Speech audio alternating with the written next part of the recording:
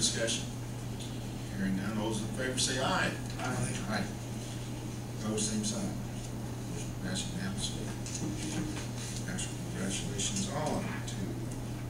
I will get a copy of that original to Deb and she will ask for a copy. But Brennan's back. Congratulations. Do you have any questions for him? You got voted in, you weren't even here. I know. That's the way it usually works out. Thank you.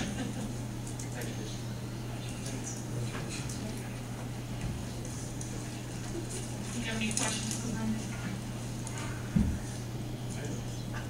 I don't see anything. Good luck. Thank you.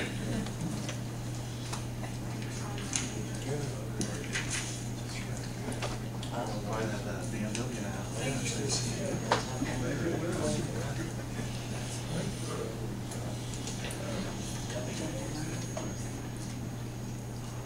Let Brian in here real quick. That may take a little while. Brian, would you like to finish the report? Appreciate it. I was supposed to go on the agenda today. Looked, a few things pass out here. I'm here on two reasons. First would be the trail.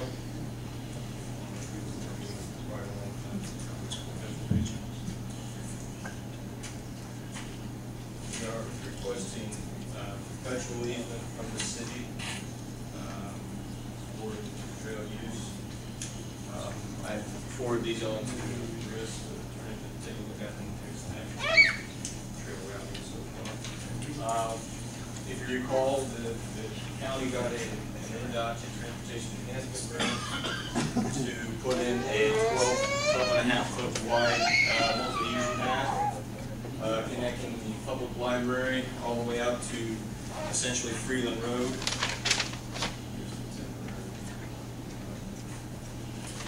And we've come to the point now we have the preliminary engineering done, as well as pretty much all the preliminary engineering done. We're on the stage of obtaining right of way, and we need permission to put the path on the city's grounds in two locations. And here I've got the map for everyone here. Actually, since we started, the city had purchased the south pond area here from GCOM, so we will need an easement there, as well as an easement around the city's property up here north. We're asking for donated perpetual easements, which of course means that the easements are in place for as long as the use is, I guess, sustained, multi-use path. We're asking for a 25-foot perpetual easement and a 40-foot temporary construction easement so we can get the machinery in here to do it. Again, the path itself will be 12.5 feet wide, fully paved path. We've already coordinated with the engineers, particularly in the north side. I think they've already put over the bridge crossing there for the construction work that was done there. We planned ahead there. That's pretty much it. Chris, did you have anything in any of these easements? These are NDOT templates as far as what they want to use. No, I can advise the board that I've reviewed the easements that Brian sent to me, the form that he is suggesting for use here. Again, assuming all of the documents come together the way he's kind of laid out with the language that he said, I have no problem with the language that's currently proposed in there. You see, they say highways and not Just one question. The width is going to be 12.5 foot. okay. Limited to pedestrians and bicycles. Pedestrians, bicycles, all non-motorized vehicles, with the exception of mobility. Race cars. Yeah, race cars. But the I guess my question is, in regards to people who come with the bright idea to take a golf cart out there, they would not be allowed. who would be responsible for enforcing that? That actually would fall upon, and a lot of it is self, be self, so we say, governed. But if someone did, say, report that, if someone had seen it, they could call the city police if they wanted to. Actually, it will be, on the maintenance and everything, will be controlled by the Parks and Rec, the actual path itself, will be the easements will be under the county, so they didn't get a sure. I would think the police could probably put in something.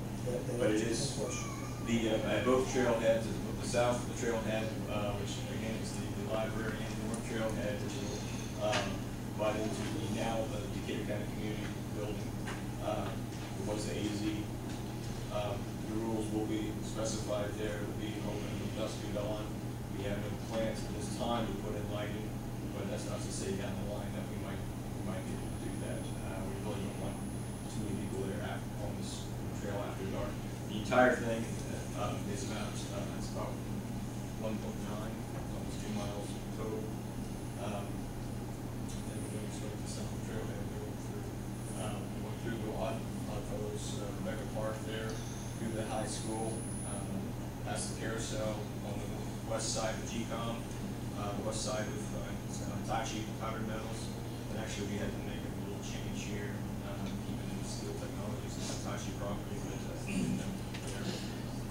where you cross Montgomery Road there, there's a lot of traffic. Is there just be a crosswalk? There'll be a crosswalk and a bollard on the east side there.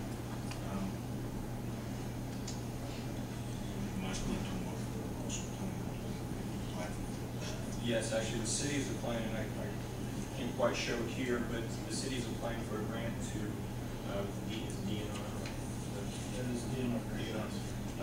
For the north side of the Barishell to connect into the new sidewalks from Lincoln Street to go down Barishell and tap into this network. So actually, we'll have a network, a large loop, if you want to say it, going if you go to Lincoln, down Lincoln to Maine, all the way up to the library and back, you can have good connectivity in that respect. All these are striped crosswalks. I don't know if they put in reflectors or not. I don't know if that's it. Don't know, but they've gotten that level of detail on the plans yet. But they will be, because it is a pedestrian thing, we pay special attention to it. There will be signage. There will be signage. Is there any thought to try to get grants or something to get a bridge? Bridge over Montgomery Road, I don't know if that would be, as I know it's not in the plans for this time. During the day, there's so much more traffic. I know there's a lot there, but I mean, the thing is, it's got to meet trail guidelines, which somewhat have ADA requirements to them on the slopes. Not quite as strict as ADA, but pretty close. And to get a bridge over that to let the semis go under would be extremely costly. We may look at grants or something to possibly get a solar powered flasher there that people can activate or something like that when they cross. And if it's shown to be a problem, we'll say that in the future, that's what's going to be made. But again, as far as the city's property, it would be 25-foot perpetual easement, 40-foot temporary easement here, and up here as well. Are there any plans for security cameras or anything? Not as of yet. We would like to get it in place first. Again, on the easements, perpetual easement with the agreement, we do have reserve right for utilities. If we want to put that in down the line right now. Our thoughts are to get something in place, get people using it, see what the use is like, what total arises. Obviously, you want to anticipate certain issues, but trying to get it in place. But at this point, Is that like public parking there at, be public parking here in North Trail, and part of our easement that we're asking for the Decatur County Schools or road parking equally here as well. And both trailheads will be meet ADA standards for access. Guess the time for push. In PennDOT has upped their deadlines. They used to be 3 months prior to letting date, now it's 5 months prior to letting date, so we're on a tight schedule. Our letting date is in October, so if everything falls into place, it'll probably be late October, if we go through the bidding process and everything. So we would, I don't know if any of this will proceed, but cross your fingers, we've been working on this for quite a long time, and I think we've got positive reviews, we've had public hearings, and it's always been positive. So I'll continue to be such. But again, we are under a little bit of a deadline, and hopefully we can get everything in time for that. We hope to have a, but I guess we need to pass a motion to approve the easements as submitted. Entertain a motion to grant the temporary easement as well as perpetual easement, temporary for construction purposes,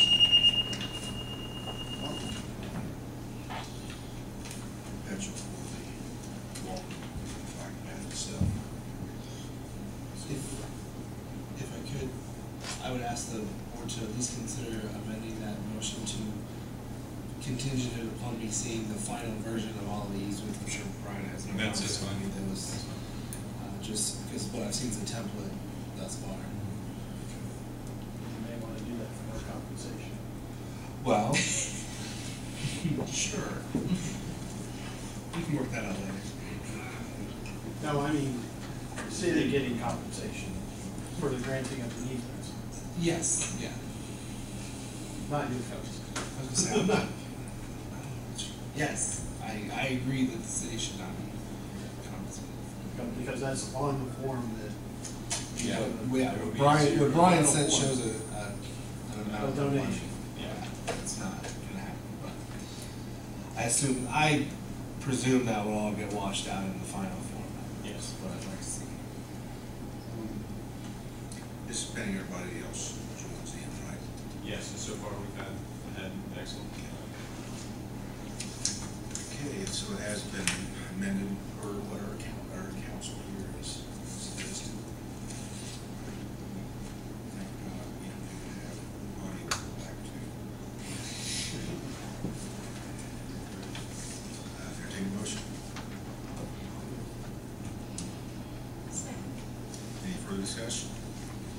Hearing none, all those in favor say aye. Aye. Opposed, same sign. Hearing none, motion passes. Thank you, Brandon. Real quick, actually, is for the big wheel race. I sent this out to the former parties. And I haven't had, Scott sent back feedback and Stacey sent back feedback, thought the outline was okay. And we might run much like it was last year, concentrating primarily on county ground, using the parking spaces around the courthouse.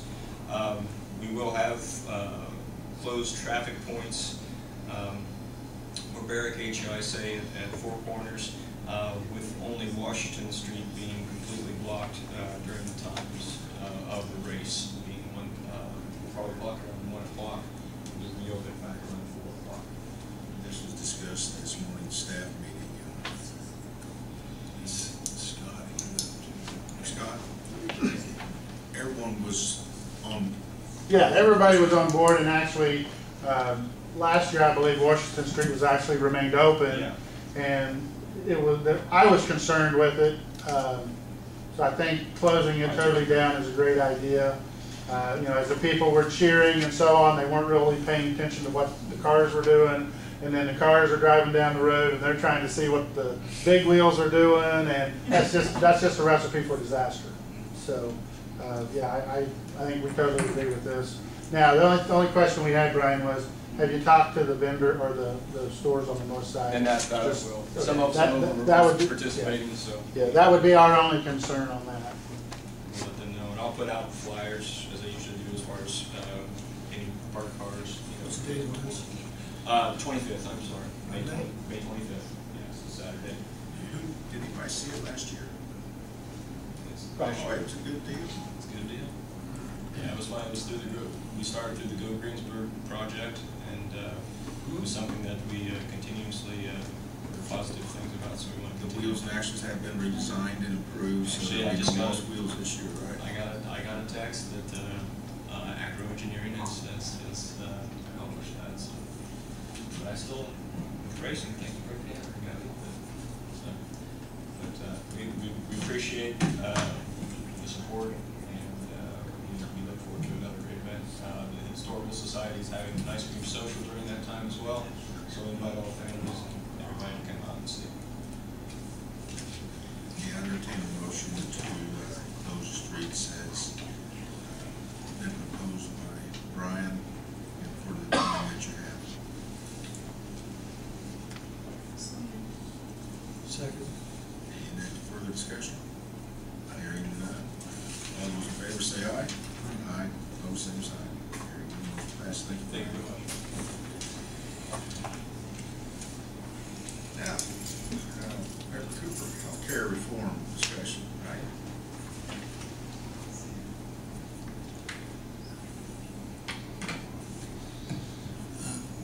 We just want to bring you up to date as to how we've been working with the mayor's office and the clerk treasurer's office. And I've got Kelly Zulo here to talk about, we think we found a way to save a little bit more money on our prescriptions. But I want to tell the insurance committee about making those changes to higher deductibles for brand names and keeping the deductibles very reasonable for generics. You're up to 81% of all your drugs being used as generics.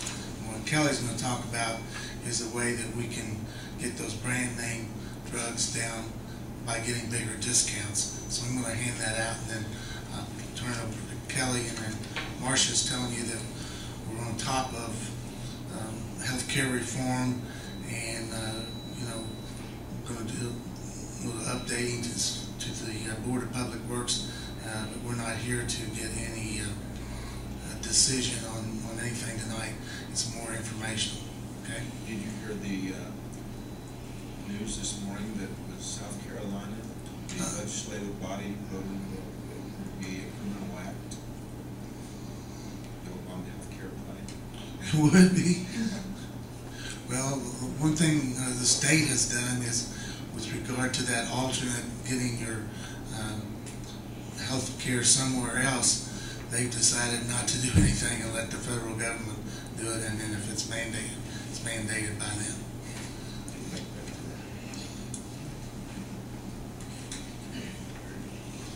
Thank you for your time today.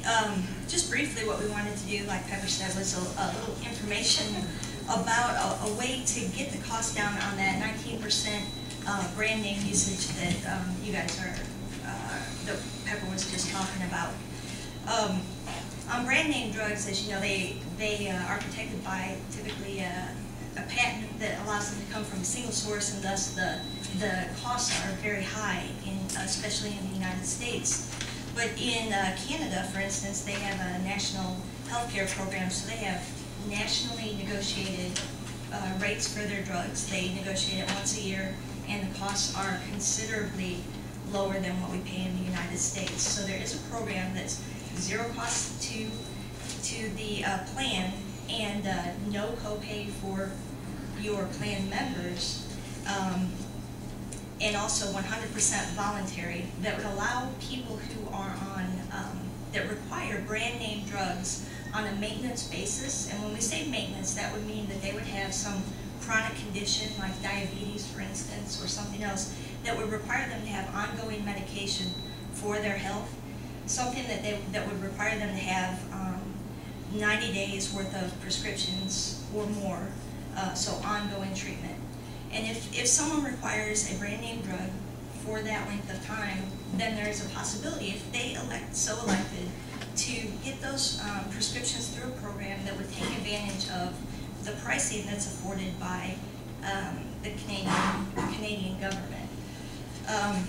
Now, when you start talking about sourcing drugs from another country, the one thing that I would like to point out is that this is the safety of this program is of utmost importance, and all the prescriptions that are filled come from Tier 1 countries. And what Tier 1 country means is that it would come only from countries that have standards that are equal to or higher than the FDA, the US FDA. So those are very few countries. We're talking about Canada, Great Britain, Australia, and New Zealand only. So you're not going to see drugs that are sourced from China or India or anywhere else. So it would be safe, and it's a program that's been successfully working for other cities and towns for over 10 years. It started, in New York, where their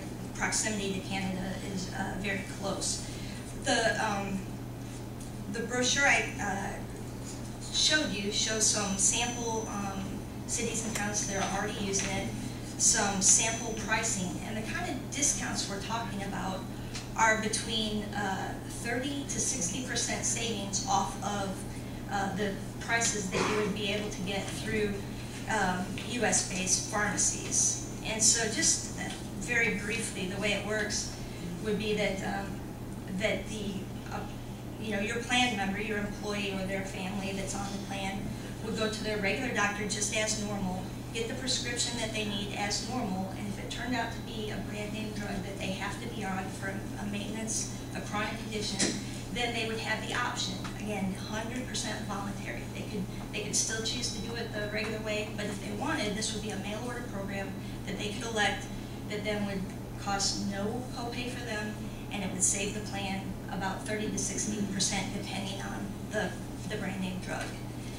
And the larger sheet there is just an example of another, just like a solid example of another city here in Indiana that's doing that, doing this plan, and has been since August of 2005. The report that you have is just for July to September of last year, and you can see that they had 383 prescriptions that went through the plan, but generated a savings of $95,000. If you break that down for the plan members, the employees and their families, of that $95,000, it was about $31,000, so about 30% savings for the plan members. And for the group, the plan itself was about $63,000. So for that particular city, which is it's a larger city, granted, but their annual savings was $382,000. But if you're looking at you guys' costs and the fact that 20% of your drug usage is brand name, this is something that you might want to consider, learn more about, and decide if you want to make it available to your employees. The final thing I'd like to say about this particular plan, there are several groups that are offering similar programs, but the reason that I advocate this one is that it's fully insured. There is a insurance policy that this company carries through Lloyd's of London, and if for every city or town or county that belongs to their plan, they are an additional named insured on that plan. And so that policy covers both aspects of this plan, which would be the professional liability. So if the pharmacy made any kind of mistake in terms of dispensing the drugs or selecting the drugs, and to the product. So if there happened to be a defective product, this would cover it. Now that said, that's the insurance, but you really want to have insurance, but you don't want to use it. And in the 10 years that these folks have been in business, they've never had a problem with any kind of drugs being bad. And that each delivery, its mail order, comes directly from the manufacturer, still sealed in the blister packs, and they have serial numbers on it. So they keep track of every single shipment. It's assigned a number, and the recipient, your plan member, would know that it has not been tampered with. So it's about as safe of a delivery system as I've seen, and I would argue that it would be safer than going down the street to the drugstore where they're going to put it in a bottle and there's room for error. So it's just something to think about, and we wanted to bring to your attention. This is for long-term medication? Yes, sir. Only if someone has to be on it for 90 days or more. Generally, it's someone that has to be on something permanently.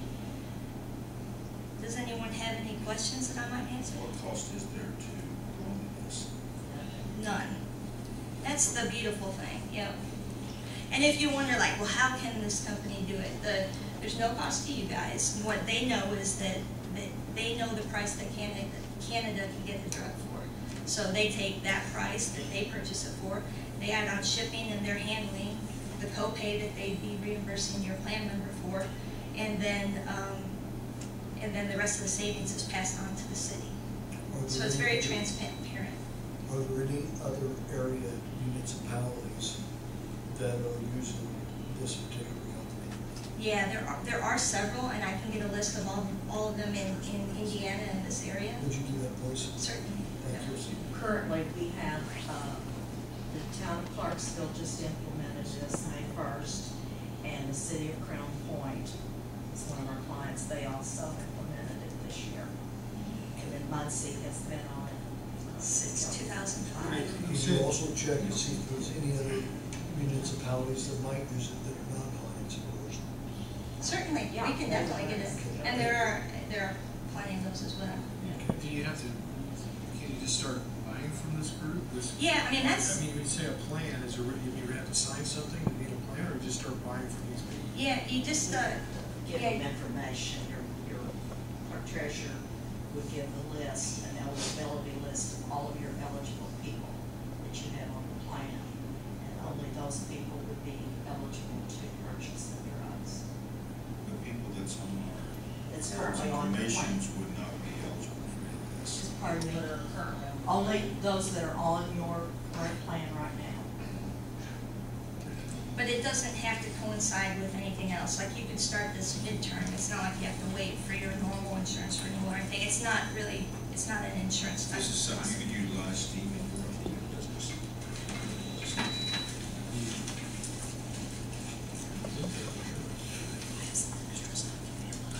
And I'll hand it over to Marcia then, but if you guys have any more questions, let us know. Just to follow up a little bit on what Kelly said, the town of Clarksville, we had a member who had a transplant a little over a year ago, and they are on anti-rejection drugs for the transplant, and they are over $1,000 a month. And with implementing this, it's now going to save them about $400 a month. So they were able to get this specific drug in addition to what they have. And their list is pretty extensive. It's about 600 drugs. I think Nexium is one of yours that's really utilized here in your city, and so it would be about half. The average, I think, on your report that I had was average cost of Nexium is $369.14. But your people's paying that copay, which is about what, $20 or $30, Bridget? Yeah. So that leaves you, the city, paying $203.40. That's CanRx price, yeah. $203.40 versus $369, which is what I got from your last report, yeah. With It's 90 days. 90-day supply. Yeah, average cost $369.14. You filled from January to March this year. You filled 15 prescriptions, and the average cost was $369 per script, and you paid $5,537. And in the first quarter, your drug cost alone was a little over $30,000 that you paid out, since you're partially self-funded. So you're paying the first $45,000 on every member, every belly button, if you will, that's insured. That is your stop loss. That's your risk that you take on every person. So any way we can help you save money, and this is a totally voluntary thing. So if someone chooses not to do it, then that's fine also. And in your packet I just handed out to you, there's a couple of more things just for you to look over and read. How long it takes to implement it. We have implemented it a little less than 45 days at the town of Clarksville here just recently. But I'm going to jump into healthcare reform, and like what the mayor just said, I hadn't heard that about South Carolina. I beg to differ with them. They must be seceding again from the Union, because the Supreme Court has ruled that healthcare reform is constitutional, and the president, whether we like it or not, was reelected, and he's going to be there until 2016. So that's life, and healthcare is here to stay for a while. Okay, but there's an argument because the Supreme Court did that. The Senate cannot start a tax bill over the House of Representatives, so it's done backwards. So there's a whole set of lawsuits coming because of the tax. Since they declared it a tax, now the tax was not legal. I just doubt very seriously that as fast as they've acted on the other things the last several years, that it probably won't come into play, that it'll ever be overturned for quite a while. I have given you a timeline about healthcare reform, and this is kind of a Reader's Digest version. A week ago Friday, Pepper and I met with your insurance committee. We meet quarterly or more often if we need to. Scott was there, and we went over some of these things, but I just wanted to inform you all what you have to go forward. And some of these numbers that I've put in this packet will help you as you budget in September for 2014 and 2015 for healthcare reform. And about the third sheet down says ACA taxes and fees for 2014. These are locked in. They are fees that are part of healthcare reform. Healthcare reform was rolled out in 2010, September 23rd, 2010, and your plan didn't have to implement it until January 1 of 2011, because that's when your renewal date was. But what was impacted in the beginning with your plan was with healthcare reform, children age 26 and under could stay on their parents' health plan. Didn't matter whether they're married, doesn't matter whether they're out of state, as long as they do not have a job that offers health insurance, they can stay or come back on the parents' plan. The other thing that was enacted was the pre-existing conditions on children 18 and under was removed, and in 2014 it will be removed on everyone. So that was some of the major implementations that were first rolled out with healthcare. But now we're getting into the money and these fees that you were probably speaking about, Steve. And I've given you a little Reader's Digest version here of these pages about these fees that are proposed. And one is reinsurance fees. And on that form, I've calculated out for you based on your enrollment numbers as of January when we did your renewal. I know that Bridget attended a class on healthcare reform, and maybe Devin, did she attend too, or some of your staff and your mayor? Okay, about what was coming towards you. And so I've calculated out the first year on the reinsurance fee in the middle column. You will need to fund almost another $20,000 in September for next year. This is not going to go away. It's $5.25 per belly button per month. The one at the top is called a comparative effective research fee, and it's $1 on the first year. It's $1 per person, and you have 313 members, so we calculated that out. It's $626 annually. So the other thing that we're not sure about yet, and we'll be working with Bridget, is that timeline, because they will have to make sure that your folks that you have hired that work 30 hours or more will have to be offered health insurance.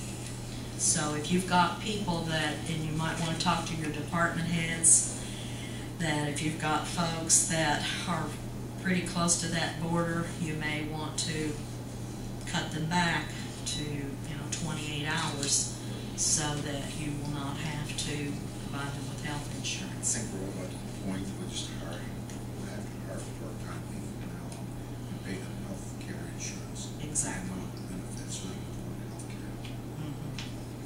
So, I know I've gone through this very, very quickly, and I'll be glad to come back at any time that you have questions, or you can always refer them to Bridget, and I'll be glad to answer them or email you. And thank you for your time, and we look forward to helping you through this. And we have folks that are attorneys that are helping us because it's all new to all of us. Thank you. And we'll have to go to class Yeah, 10 weeks, 4 hours each week, And take a test. to take a test. The other thing is partially self-funded with regard to all these fees and things that are coming, is actually a little bit lower than if you were fully insured. That's not good news because it's new fees, new costs, but partially self-funded makes this easier to pay for as well. The fully insured folks are paying more. Yeah. So the 2 to 3% of the net premiums written on the previous year starting 2014, based on 2013 premiums. So next year, we're going to pay 2 to 3%. I don't know what that is, but that's a lot of money. 1% difference is on what we paid in premium for last year. That's paid to the government so they can administer the programs, right? Funded and help people who do not have health insurance. It's going to be forced to buy health How insurance. many people the federal government is going to hire to place this? A lot. They couldn't hire enough to do it right. It's terrible. These changes every They 3 don't months. understand that the benefits that most companies pay out now will have to be cut back on. Absolutely. Just so they can afford to pay health and make sure everybody has health insurance. People who have health insurance now won't be paying their deductible in the future either. So what happens there when they don't pay their difference between our copay? The good part is you gentlemen, and I saw those people talk about those reports, you've put back reserves to handle claims, things like that, and with the things that they've done on the prescriptions, and we hope to do on the brand name. We're in good shape with the city of Greensburg, But but moving you don't know what's forward, coming next. That's the problem. we What just got to be happens- proactive instead of reactive. What happens to those persons who have insurance, but they have conditions where they are high risk? There's going to be an exchange that low-income folks will be able to go out and buy healthcare, but all pre-existing conditions will be removed What if January they're- 1st. What if they're not low income? Then they're going to be buying insurance. Or paying a. Private insurance. Or paying They're gonna have to- From the Anthems and the United But Health. they won't pay And for the it. Humana's. There's not supposed to be any rate right People can't There were afford no it. pre-existing conditions after. We don't know what those rates, because they haven't even rolled out the exchanges yet. They were supposed to come out in March of this year, but they haven't come out yet. It's just really hard to predict what that's gonna be. You're ahead of the curve because of your administration and your clerk treasurers and your department heads. They're staying up on it, and we're guiding them. The municipality be treated just like a large corporation. Yes. You're over 100, so you're. They've already got the fines figured out. For any company that's got 50 or more employees, They've got and to. you screw up on one, they will fine you $2,000 per employee minus 30 employees. Yeah, that's true. So if you got 100 employees and you get fined for 70 employees, that's $140 grand it's gonna cost you next year for making a mistake. We really appreciate your business, and we're going to stay on top of it. Thank you for being here. Thank you. Yes, ma'am. Oh, Pepper. Well, I gave questions for Kelly before we leave, I don't know if she's come back.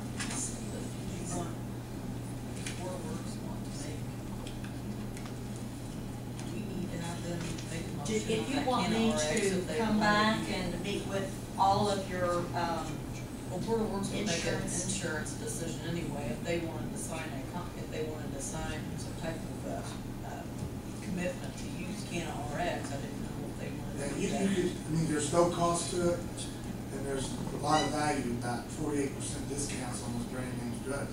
So it's really up to you. You're not gonna have every single person utilize it, but if they can utilize it, it could offset our cost plus it can offset. And then they save the whole copay. Okay, but I was asking you earlier, is there something they actually have to sign for that? or- Well, you would have to give the mayor permission to sign after we fill it all out, if you want I to do think that. it's a win-win situation. and release your eligibility list. Yeah, just tell us who's there. But you've done a great job in reducing your cost. The insurance committee changing those co-payments. Really getting, you get, let's see, I think it's 81% generics. And of course, we're not talking about generics at all. When the employees make the decision and they got a high-cost drug, they save, But we still have a That's- high percentage using 30 to higher 60%. the 30, vaccines. yeah. I mean, that other 20% is probably either using Celebrex and Axiom. Yeah, they're high Yeah, costs. good, Yeah. yeah. So So that's we can really up offset to the you. cost for the employee and. They're only maintenance drugs and name brand drugs that are, like Kelly said, that are not off the patent list. In other words, a drug stays on a patent list for 7 It's years not eligible before they can go out and other companies can make a generic one. Although I don't want there to be any confusion there, because there is a certain amount There of are time some. when a generic is newly introduced, when there might be one manufacturer, so at that time, the cost of the brand name is still cheaper than you can get the generic in the US, so it will stay on the formulary until it no longer is cost effective. So I don't want there to be confusion. Plavix was one of them for artery disease, where the plaque builds up in your arteries. It was a very expensive drug, and even when it went generic, it was still pretty expensive. So those were one, the reason I know is I went in Canada and bought it for my father. So, So it's really up to you. If you want to give them permission to, it's not apply, they're going to get approved. Because they're doing what they're supposed to be doing, they're getting the drug. So it is an actual contract that we, It's actually like an application. it's, You could drop it at any time. here's the apply. I don't know why you need to. but it doesn't cost you anything, because, I would entertain a It's motion. not held to anything. right, you know, Okay, it's great. it's for that. I'm entertaining a motion to let us apply for this and become a participant to save both the employee and the city money. Doing it this way. I think it is.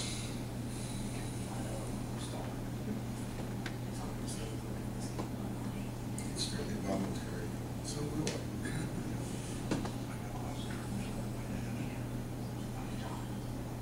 Second. Any further discussion? Questions? Hearing none, all those in favor say aye. Aye. Opposed, same sign. Motion passes. Thank you. Thank you. Okay, good. Thank you. Gary Murray. Did you go eye on that? Yes, there is an eye on that. We'll watch some of these other people. Thank you, Vote, Brad. sign nay. I have three things this evening. One is a plat for signature to accept right-of-way.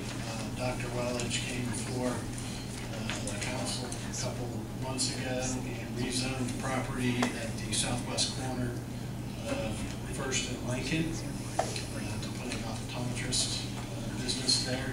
As a condition of that rezone, we asked that he continued the right-of-way. That house that was on the corner had dedicated some right-of-way for Lincoln Street, and we asked that that line be extended west to his west property line, and he agreed to that. I have a plat here, so I'll accept the motion to approve the plat, and it's for your signature to take the right-of-way.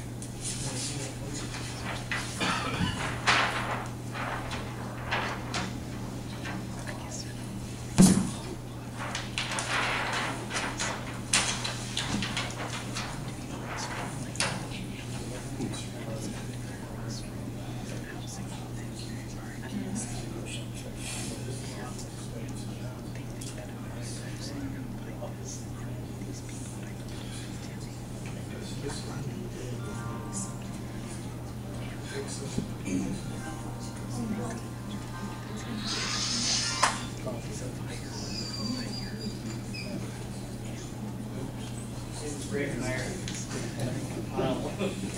that you? Was that you? That was Mr. Weller. I just wanted to let you know. Tall brick? Yeah. I got a couple of maybe where my boots on. It depends on what shoes you're wearing. I got my boots on. This goes out. This goes out. It's the saddest day of Mr. Denny's life when the disco went out. You can wear those high boots. I'm not old enough to know what you're talking about. What was that this morning? About what? That you said, I don't have a clue what you're talking Something happened in 1980. about. Oh, when Otis Bowen worked for Reagan. You said, who's Otis Bowen? And he said, who's Reagan? I wasn't in the political scene.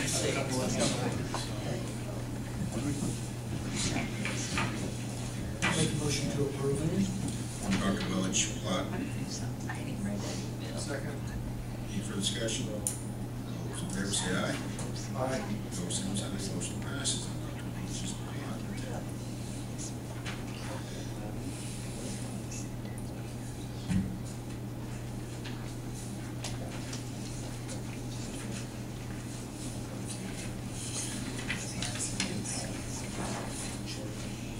What I've just handed out to you is a legal description and exhibit for some right-of-way that Honda would like to grant to the city. We're going to do just a Vandalia Road project.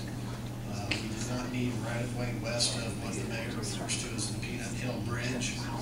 But as we went to the county TIF board and got funds to replace that bridge, we needed to work west of the bridge. And Honda is willing to donate 50 feet of right-of-way to the city at no cost to get that done. Is that permanent easement? It's not an easement. We're going to get a warranty deed and we will own it in fee simple outright, just like what we just did with the Welage plat. Basically, it's not doing anything anyway. It's just it's a different means of doing it. Chris has prepared a warranty deed, and Honda is getting ready to sell this parent parcel, so we'd like to get this executed before they sell the parent parcel, which is really what is west or east of their big utility cord that goes in there. So there's a gentleman in town that's going to buy it to farm it, but we want to make sure that we get the right of way and don't have to pay for it. If they're willing to donate it, I'm willing to take it. So is this like from Peanut Hill to the railroad? it's from, no, it's not that far. It's 788 feet. Again, it goes to, you see that utility easement, that's kind of an arbitrary line that's on one of the Honda parcels. They don't feel that they need it. This gentleman's willing to pay for it and farm it, so I think he farms it anyway right now. Anyway. And eventually, we'd like to work with Honda to get 50 feet all the way out to the next road, which I don't know what that is right now, but just in case we ever have to do any winding. I know Martin did some back in '09, but it was very limited at what he could do with stone shoulders and everything. Does our city limits extend to the road? Yeah, Adams. Or past it? Yes. Adams. All of Honda's going to So we need a motion to accept this. I think it's allow the mayor to sign the warranty deed when we close with Honda. How do you describe it? Exhibit A. I would say the easiest way to describe it is a motion to permit the mayor to execute the necessary warranty deed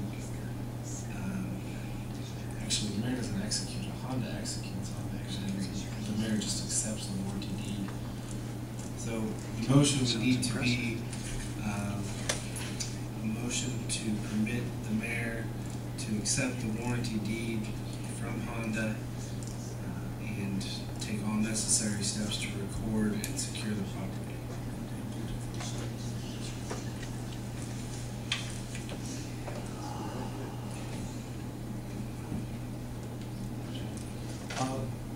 To make the motion for the mayor to sign the warranty deed To accept the warranty deed. To accept the warranty deed. as a part of the southwest quarter of section 34, township 11 north, range 9 east of the second principal meridian, Washington Township, Herbert County, Indiana. Any further discussion? Second.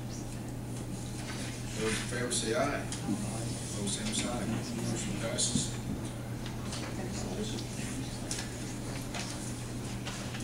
This is more for information, all purposes this evening.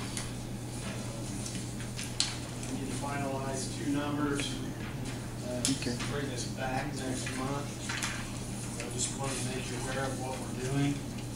If you look at the aerial of this building, you'll see 2 white sections that are a ballasted portion of the roof that were additions to the original building. Those sections have never had a new roof membrane put on them, and they're leaking pretty significantly. So I was taking bids I've contacted 4 contractors. One refused to do it. He said he was too busy and couldn't get to it till October, which I guess is good for roofing contractors right now. But what we're looking to do for that alternate number 1 is have city personnel remove the rock ballast